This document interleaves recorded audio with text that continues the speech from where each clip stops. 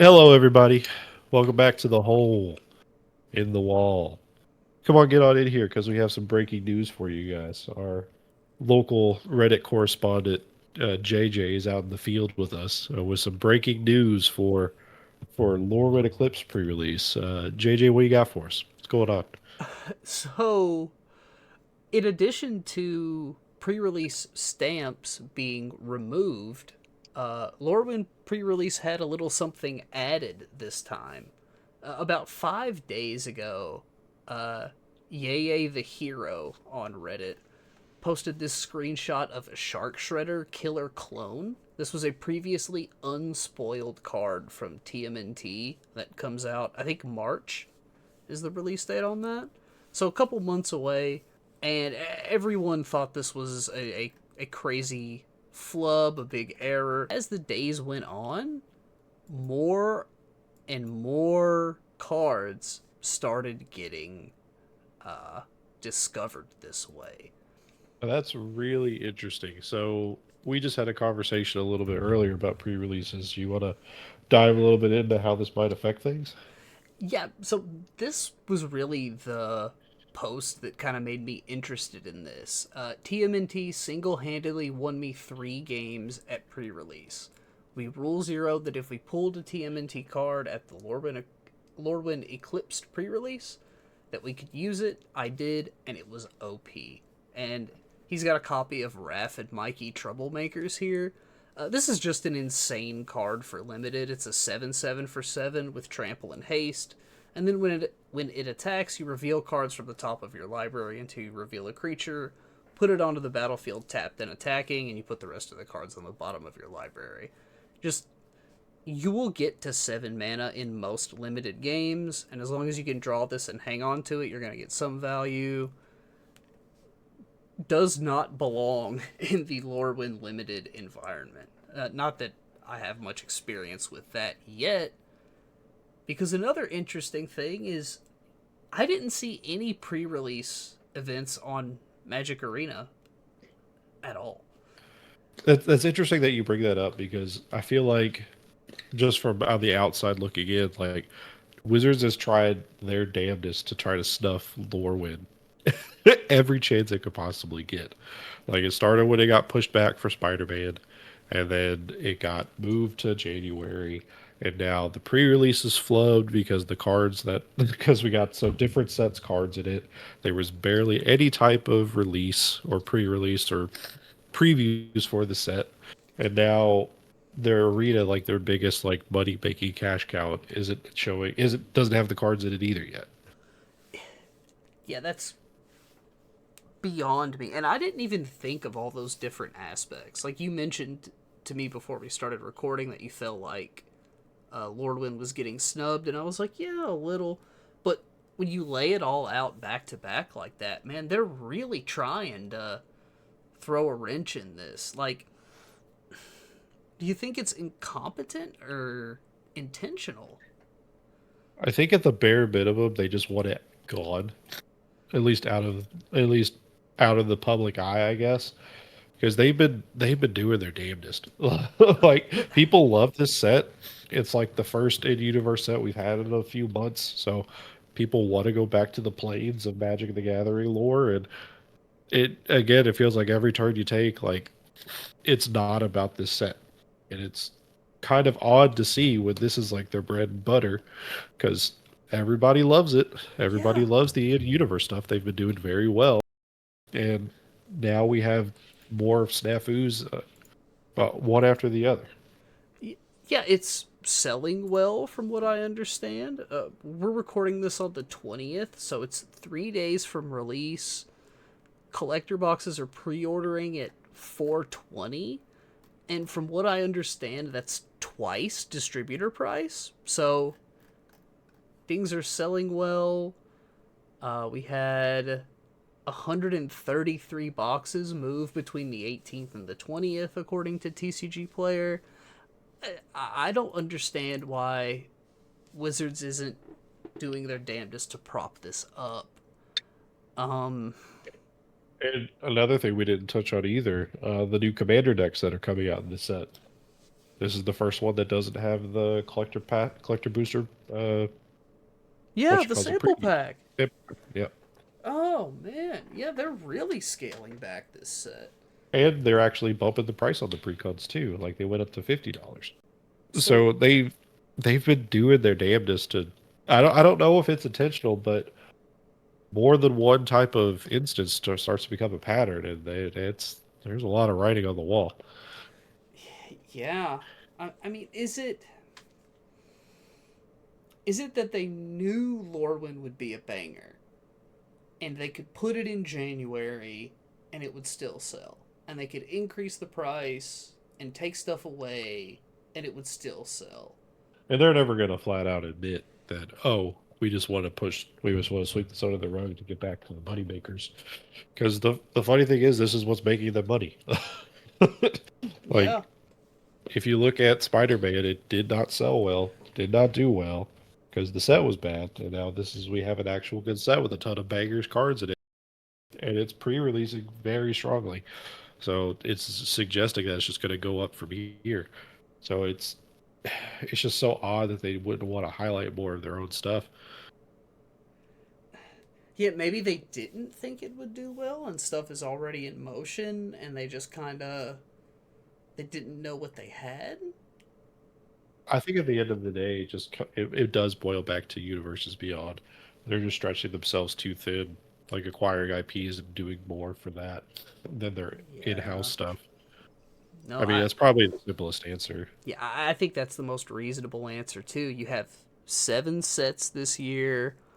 You've got uh, MSRP changes. There's going to be different MSRPs between the in-universe and out-of-universe stuff. I think Turtles alone we covered has like 9 SKUs or something. Like it's just an insane amount of different products to get out the door, and when you're working that fast, you're gonna make mistakes. So Yeah, and I think they're gonna start to. I mean, this is definitely the testing year because we have more universes beyond the in-universe sets, and I don't think I 100% believe that they won't do 7 sets again. Like it's just literal insanity to do that, and they're gonna go the way of Funko in what like the way they've been reporting because I don't know, just kind of out of the wheelhouse. Funko's been talking about potential bankruptcy issues too because they're starting to lose business, and once you get enough things, enough IPs out there, and everybody buys their stuff, like people are not going to stick around for the actual product itself. yeah, So it'll it's good that they have their own IP to fall back on, but it feels to me like this is just quick capital gains and nothing long term. kind of reeks of that like turn and burn, like you said, Funko Pop style of licensing where you just get everything and make everything.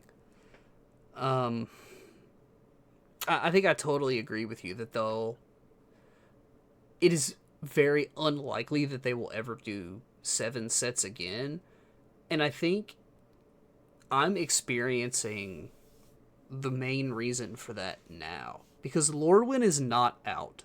So, as someone that doesn't want to pay pre-release prices, I'm still waiting on Lorwyn. I'm waiting to see where everything shakes out price-wise. But as a Turtles fan, I'm seeing some of this stuff that's being leaked and I'm thinking to myself, do I just save my money for Turtles? So now I'm kind of caught between. The leaks have almost had a chilling effect on my willingness to spend on Lorwyn because I was kind of, as much of a Turtles fan as I am, I was kind of thinking that this set was going to be pretty boring overall.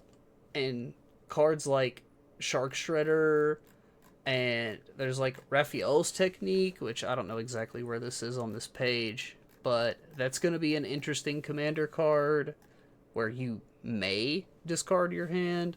Like I said earlier, Raph and Mikey Troublemakers is a pretty big threat. Once it hits the table, it's going to fit really well in my Venom deck. So You see the Rat King? Yeah, that's definitely going in with the world mind. I wasn't gonna touch on every card that I want to get, but yeah, Rat King is gonna be sick in there. And they're going really deep on characters too. Like we have Madame Null. I saw Metalhead is one of the cards that has been revealed. Here's Prehistoric Pet, so the Triceratons are in it. So they're going deep into like Turtles comics and stuff outside of just the original movies and cartoons, which I think is great. So now, by the time Turtles comes out, is Strixhaven, because there's already been some small leaks for that, from what I understand. Is Strixhaven going to be interesting too and have a chilling effect on my willingness to spend on Turtles? And am I going to be caught in this web all year where the next set is not out, but the set after is being revealed and it's looking more interesting than what's about to come out? It's getting to the point where people are getting stage fright with spending their dollars, and that's not a problem that you want to have in any stretch of the imagination. Like you want people buying, but if you keep this machine going of reveals, endless reveals, like people are just going to essentially wait until something better comes out. Because yeah, like you said, these cards are insane, which people don't want to admit it. But if the cardboard is good, like it's gonna have an impact, and it's gonna be worth playing and buying.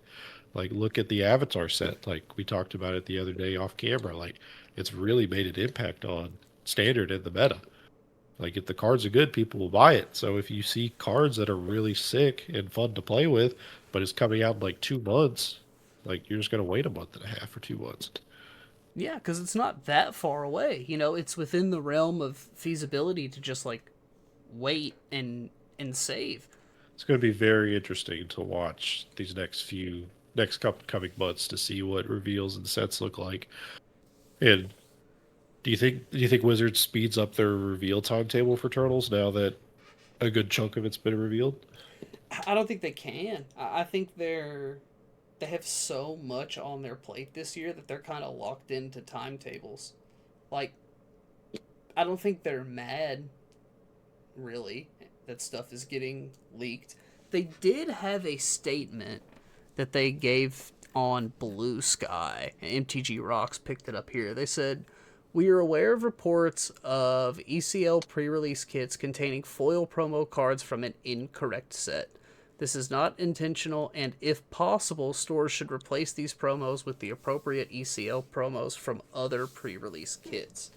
So they kind of want stores to collect these cards that are out in the wild, but from what we've seen in Reddit posts, not every store is doing that.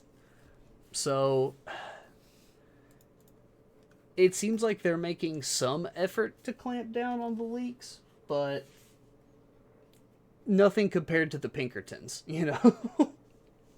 So they're Thank God obviously not that upset. the populace is safe another day. Yeah, it's such a wild time right now. Like you can't just sit and enjoy a set anymore. Like you have fuck ups like this where you just this is clearly better than what I'm playing with right now. Yeah. Like it just makes like if you pull like that guy's posted with the what was it, Leo and Raph card. Mm-hmm.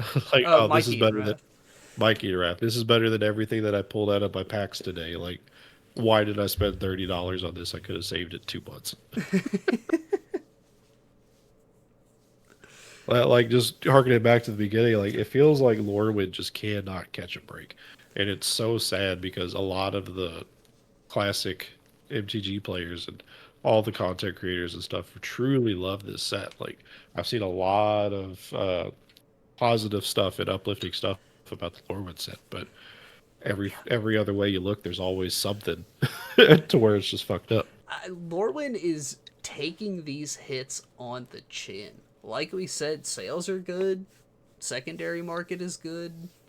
Set's not even out yet. I imagine it will have some effect on standard, even if it won't completely break up the is it dominance the century of Izzet dominance that we're currently experiencing. But when Lorwyn does finally hit Magic Arena, Nemy and I'll have some content for you. A little bit of Lorwyn Limited for you guys. Ooh, I can't wait. But the last thing I kind of wanted to touch on is I think pre-release kits are gonna go away after this. I think this is a big enough mistake, and without the pre-release stamp on cards anymore, I think you're gonna get to your LGS. They're gonna hand you 6 packs and pat you on the butt and say, "Have fun, kid. Go on and you enjoy your turtles, you 30-year-old man." Uh, but I think the traditional pre-release kit, date stamps, all of that cool stuff that people enjoy, it's over with. I think uh, last year was the last of it. Yeah, I could definitely see it. Like they really want to streamline their product SKUs, and they want to invest more into the universes beyond stuff. So it just makes sense. And the more like we're really getting that shrinkflation nowadays with more higher prices with literal less product in them. So Mm-hmm. I could see it fall on the wayside and just do they do a pre-release at all Right, at right. this At point? that point, do you even have stores run them? Yeah, do you just sell the product when you have it and call it a day? I mean, Yeah, but at the same time they want to push more limited in the competitive scene. they're all over the shop. I think the left arm doesn't know what the right arm's doing at this point. 1 month they're saying limited is important. It's the year of limited. Last year was supposed to be the year of standard, and then they go and wreck limited formats with mistakes like this. So we'll have to see if they can pull it together for the rest of the year. But despite Lorwyn being a banger set, off to a rocky start this January. And I don't know if they've forgotten the wave of announcements. And any Lorwyn secret layer that you saw? Nothing. I saw Fallout Secret Lair. Fallout secret layer, yeah, really cool, really cool. Yep, Universes yep. beyond. I think But I think it's cool. The show's fun. I think it's good that oh, we it's get some it's representation. don't don't get me wrong, absolutely wonderful. But it's so odd that they've been doing secret layers every set, and now Lorwyn doesn't get one. Maybe there'll be something in a couple weeks. We'll have to see. But that'd be another punch on the chin to Lorwyn. Yeah, because Edge got one, Spider-Man got a boatload, 5. Avatar got some. Yeah. Yeah, we'll have to see. But I think that's all we got for you today. Nimi, any kind words on the way out? Yeah. At the end of the day, this is a game we all want to enjoy. The biggest way to cast your vote is with your dollar. So if it's something that you enjoy, buy a couple packs, support your local businesses. Let the higher ups in the ivory towers know that what you like and what you don't like, and eventually that will lead to something. At least that's what we've been told. So be good little consumers and consume. Thanks, y'all. We'll talk to you.